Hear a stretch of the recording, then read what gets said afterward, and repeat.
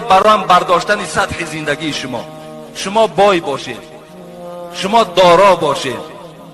اگر همین آدمی که دارا باشد، شرایط داشته باشد، وقت چمخوش است، باور که بسیاری بیماری ها حساب ناداری است.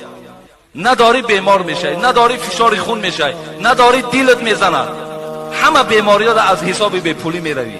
او شاعر خدا رحمت کنه میگه مرد اگر نادار گردد غیرتش کم میشود. این همین مرده که نداشته باشد، بیپول باشد، تماما غیرت ندارد میگه. حالا که مردک با غیرت است کو، مردک قوت همه عذاب دارد، نه که پول که ندارد میان او را غیرت او را بیپولی شکسته است.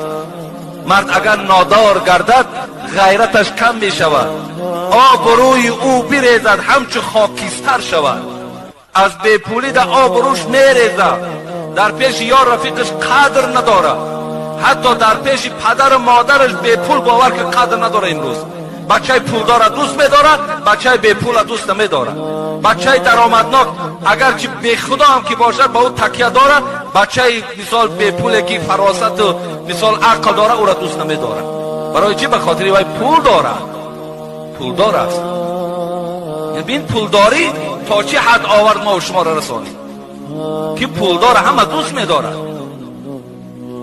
حتی خداوند میخواهد شما پولدار باشید، حتی حبیبش میخواهد شما پولدار باشید.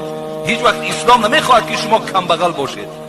اسلام هم طرفدار است. اگر اسلام طرفدار کم بغلی میشد، شما را نمیگفت که لباس زیبا پوش، مرکبهای زیبا در نشین، شهرهاتون با شکوه کنید، خانه هاتون خوشروی کنید نمیگفتند. این حالت در عبادت ما ثواب نمیماند.